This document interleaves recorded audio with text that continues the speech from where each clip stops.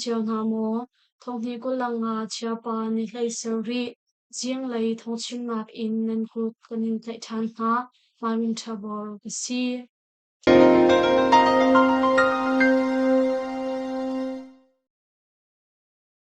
CNDF boy na kong chu chaboi chung beru ana phi api chua kola her kong CNF CNA ni chim ram falan peng walngoram huram rekodar kopi chung I achang mi CNDF boy na kong chu chaboi chung beru ana he ramdai na sar in api chua kola her kong chu national phone CNF CNA in chim mak ngei tu salai that ni achim Rikodar kopi chung aumni CNF CNA Zinglei kay pakhat chu CNDF ni luhno in anka anlak ruang kan male kan ma kani venhin cha CNF CNA atal hi asi tia CNF CNA in shimnak no ngei tu salai that ni achim CNDF le CDF wangoram kar boibai na ka hin direct in kanital ni aselau arwang chu CNDF ni wangoram anchu ha anka ha lewa hin rikodar kopi ummi CNF zungzong anlak chi aher mi ziklavial te zong anlak di chun kan gay sakhan pakhat zong anka ruang kan ma le kan ma event hinlak ring cha katka ve na hi asi chupin falam kopi chuatak ding in an kan ti mi zong hi zaitikhan falam kopi chung kan umbal lau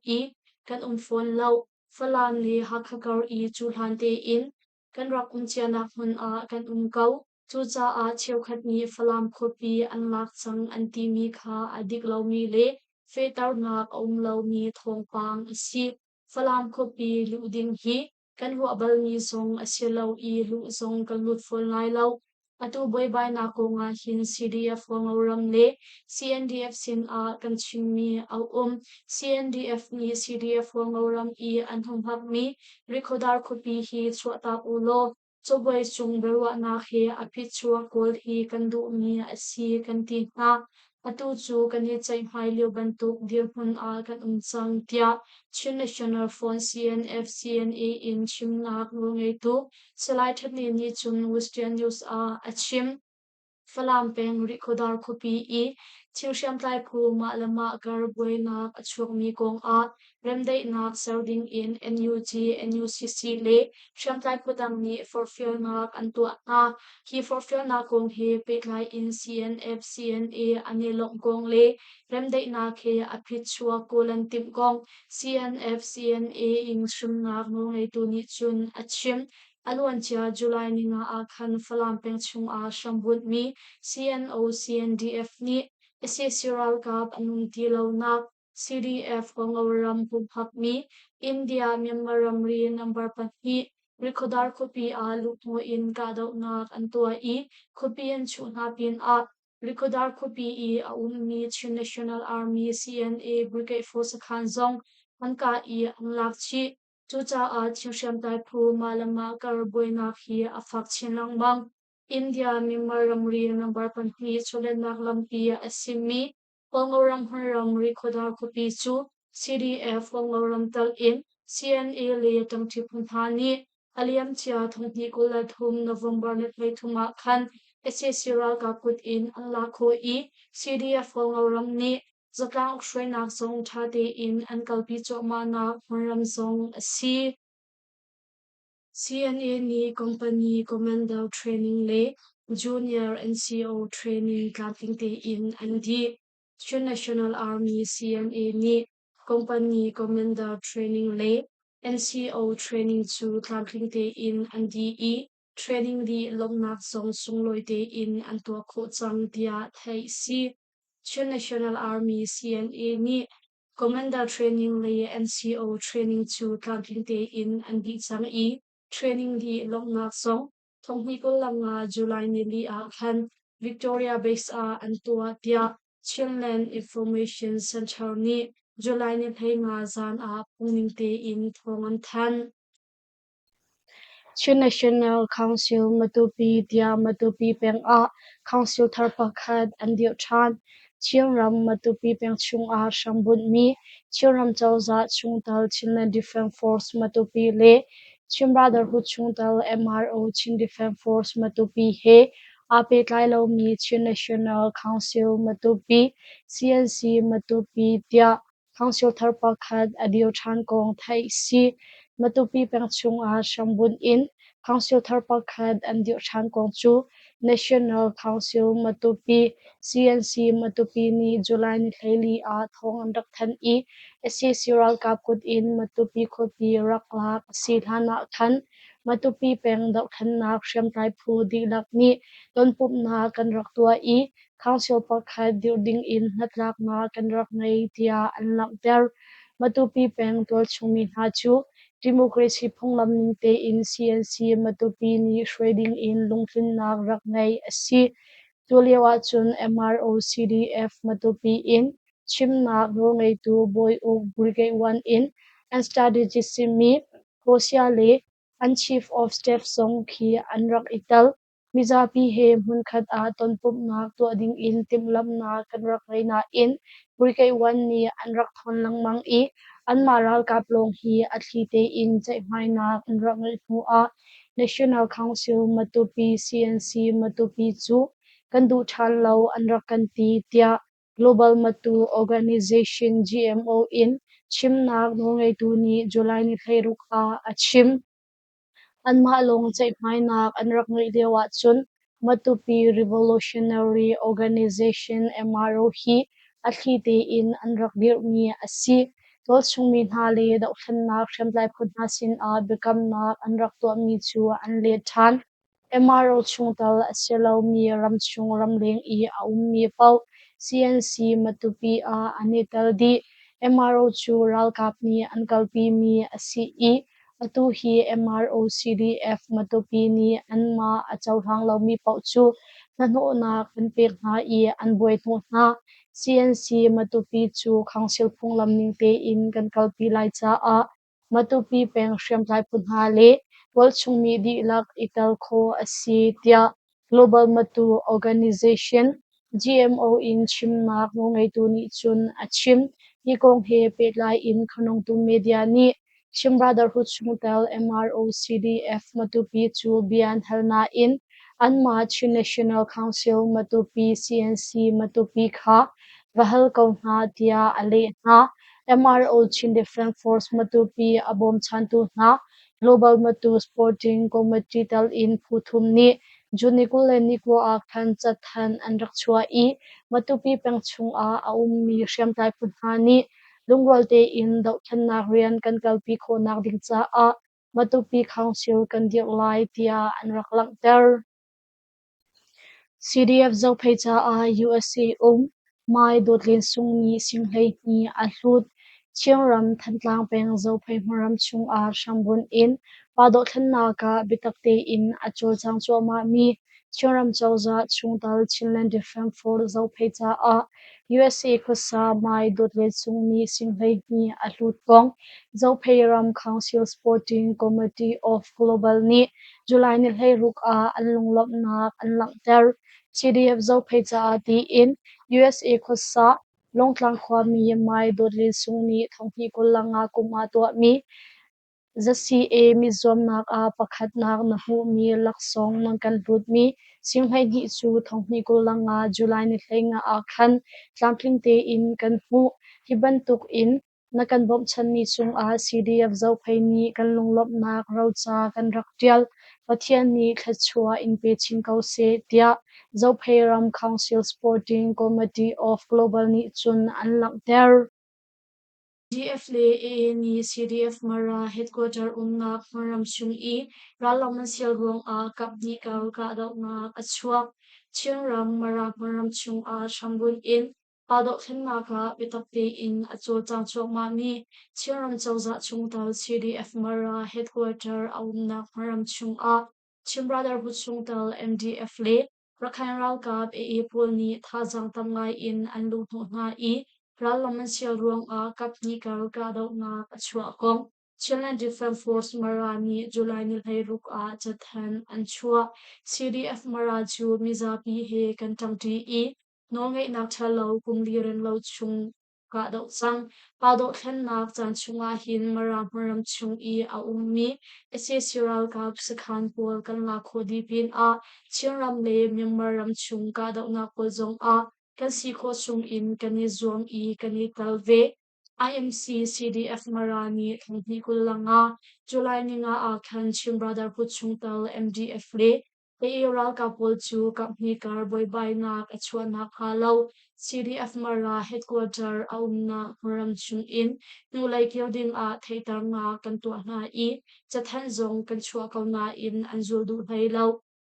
MDF le AARL ka thazang zati shong chu munthum a anithan I pezul in ralam sial rong a thonghi ko langa July ni leili chun swimya lam leini thuka khan fart lang kho pong munthum a company kar ka do na chuak tia CDF Marani anlang ter chimbadar hu chungtala sim MDF le AARL ka polni CDF Mara headquarter lak ding le Chiram chaklay a dupaw in, lukawding in ralam sial mi chu ko asi, chupin a marapun asimi kan male kan matar a, waybay na fakpi in chuatawding a, chimbrada putli ni MDF an forkpi, ralkap hazang an bok mi le siyam nam an bok mi chu kan lunga cha shim law, chimbrada put chungtal MDF le ralkap po chu, July na hay ruktiang nuan pil hay law I, Pezul in Ralaman Silta a IMC CDF Mara Ralka Ani kan headquarter kan sungnak halaw mizapi he ibong in kan humi siyam nampaw he kan event him velay tia Chinland Defense Force Marani jathan an chuami a an langter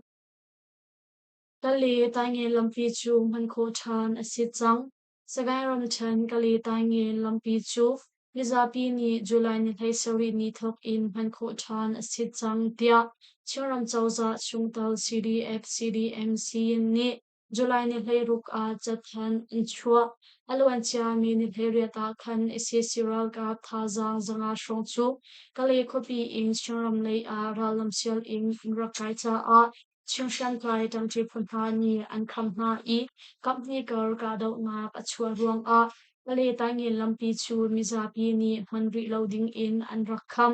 July ni nga a khan kali kopi in chiram lay a ralam sial in arakai mi siral kapol ni umhunan kornak at nubik pang mi Molpi kwa chu National Army CNA tal in CDF KKG CDF Lautu PDF Zaulan CNDF CDF Zaupay CDF Mara PDA PDF Kali CDF Matupi DCDF le Jangchi Punhani ka daw in an lako I SSRL ka play in at himi ruak pasyaleng le Jamnam tamngai zong an lakchi ko atang mi SSRL ka polchu kali kupi lay a an liam ha he nuan pil tia thay si MRO CDF Matupi le Tangchi Popol ni CDF Matupi Maram Chuatak ding in Chingtlang Khoi Council ni Thaitar na Antua ha Chingram Matupi Peng a Shangbun mi Chingtlang Khoi Council CKC ni Chingram Zawza Chungtal Chingland Defense Force Matupi Humhak mi Maram Chung I Chimrada Hut Chungtal MRO CDF Matupi le Tangchi Popol ni Umpun an kornak le gay an chiami vilki chu chuatak ding in thaitar nak an tu ha kong July ni kulani nga zan a chathan in chua National Army CNA ni Matupi peng an chuatak chumi chu Chimbrotherhood chungtal MRO CDF Matupi le tangti pupol ni chantha a anilak riang mang I thonghi kulang nga July ni sha a khan Chiram Chawza Chungtal Chungnen Different Force Matupi Headquarter Umna Maram Chung A Umhunan Kwar Yegay Antua MRO CDF Matupi ni Hin Thonghi Kulanga Minisha A Ramday Natlak na Ragnay Mi Dariat na Anwar I Chiram Chawza Chungtal Chungnen Different Force Matupi Kumhak mi maram chukal in gay ansar mi le umhun an kwar mi hungasi chuban tuktiam in area panni Chingtlang Maram Mipi Ukshui tu Pule, Chilean Defense Force Matupi, Vakok Battalion Humhak Mi Muram Chungzong A Thaitarna To Masalo in Shamnam Thazang Le Tangti Propol Thazang Bauchan in Lupau in and Lut E Umpunan Kwarmi Le Gay and Chiani Chu Area Padni Chinklang Muram Mipi Ukshui To Pule To Chumi Pani Kandu Shim Shim Lau Chucha A Area Padni Chinklang Muram Mipi Ukshui To Pule To Chung Shamtai Pua Asimi Chilean Defense Force Matupi Vakok Battalion ni kan hunghap nak maram chung in aran nak in nan chua nak lai kan in theitar ha atu ban tuk in chathan kan chua mi nan zu du lo a chun achang ding mi boy nak velte hi MROCDF matupi shwai tu pol ni tuan vau nan lak di a hau lai tia chim klang kho boy council mi chathan an chua mi a an lak tar chi CNA ni Anshwata Chungmi Machia Inukwa a CDF Complet ni Ralamasial mi Ngolding in Direction Council ni Tual Chungmi ni Thaitarnak Antua na Chiram Thanglei Complet Peng Machia Inukwa a Ralamasial in Alud ni Chimradar Huchungtal CDF Complet Ralkapol ni Kanpuram Adai Khonak na Nan Kanru Apiak I Hunan Pilchanak Lai Kan in Thaitar na Tia Direction Council le tual chungmi hani July ni thlei nga zan a chathan an chua Direction Council muram number pakhat asimi machia inu kwaram ripong a Sri National Army CNA ni sakhan an chiami chu muram kong he beklai in hermi de te om ruang a an chua tak chung CNA ni an sakhan an chua tak chung mi chu Chimbrada Buchungtal CDF Complet ni Chan Tha A Nanilak Liang Mang I Thaitar Nak Zong Tuam Masalo in Direction Council Muram Chung A Ralam Nasyal I Nan Raklu Cha A To Chung Shan Kai Phu Malama Kar A Boy Bai Nak Chok Khau Mi Asi Direction Council Muram Number Pakhat Asimi Machia Inu Kwatal in Kanhuram Vialte Hum Hak Nak Le Vin Him Na Kong Chu CDF Dai Ni Tuan Bau An Lak Ni Asi Kau Cha A Kanu Nau Asimi Na Chimbrada Vuchungtal CDF Complet Ni Kanhuram Adai Ko Nak Ha Nan Kan Ru Apiak I Kanhuram Chung In Nang Tio Than Nak Lai Kan In Theitang Ha Tia Direction Council ni Jathan An Chua Mi A An Lak Del Chuban Tuk Chiam In Machia Inu Khua Tual Chumi Ha Zong Ni Sri National Army CNA ni An Sakhan An Chua Tak Chumi A Le Laim Haram Chunga Hin Zeban Tuk Shamkai Kumpman Lut Loading In Kanin Thaitar Ha Thong Hi Ko Langa July Ni Hei Ni A Khan Machia Inu Khua Tual Chumi Di Lak Chu Tan Puk Na Kan Ngai I Mizapi Natlak Na He Atu bentuk in bikhia nak kantua hi asi tia theitar nak chathan an chua ve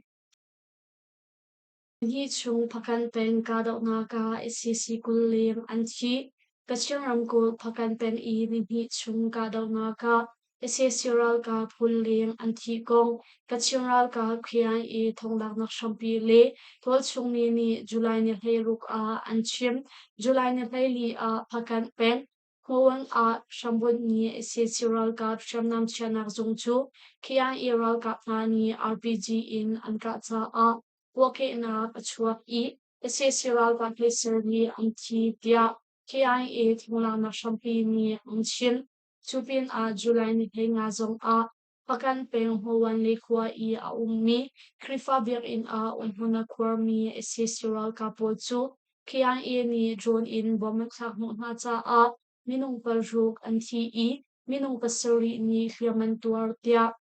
KIA thonglang nak shampi ni chun an chin Hakan pen chung a July ni hlei nga zang lei sam tiang pe zul in kap ni kar ka dau apak I shamngan le shampi thong thei peng asi tia hakan tual chumi ni an chim ve hakan pen chung a SCCral kap ni ral duk nak van long le nya thai tu van long ni fatin an kha I chung lei ka dau nak song a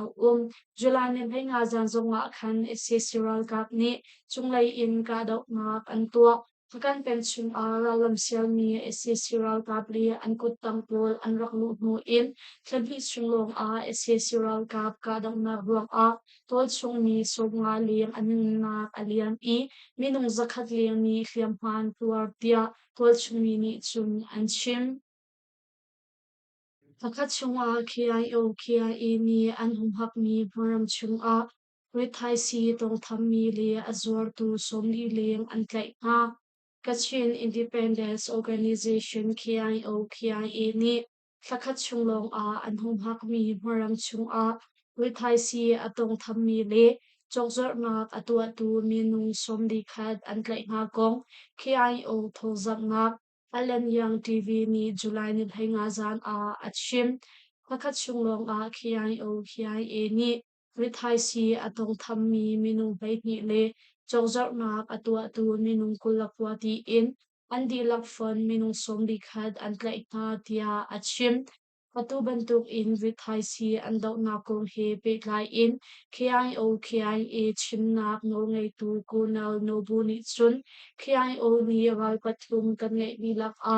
rithai si atal chucha a rithai si he a peklai mi pau asham in bong ding hi kami tip mi asi tol chung mi nga zong ni kan ral sim mi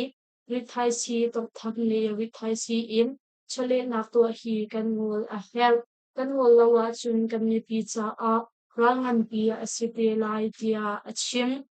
kachim ramko phakan tang chung I a ummi KTV le DJ Barvel te chu rithai si tong tham in nok nak I an han cha a juni som thum ni thok in chang rikhia umlau khadi ding in Kachin Independence Organization KIO ni nulang chua chuping a KIO KIA headquarter aumnak Liza Kopi I aummi KTV le DJ Barvel te song alwan chia mi ni kule ni li ni thok in changri khia lo an khar kong le azul lo mi pau chu fak I in dan tat nak pek ding in Kachin Independence Organization KIO ni nolan rak chua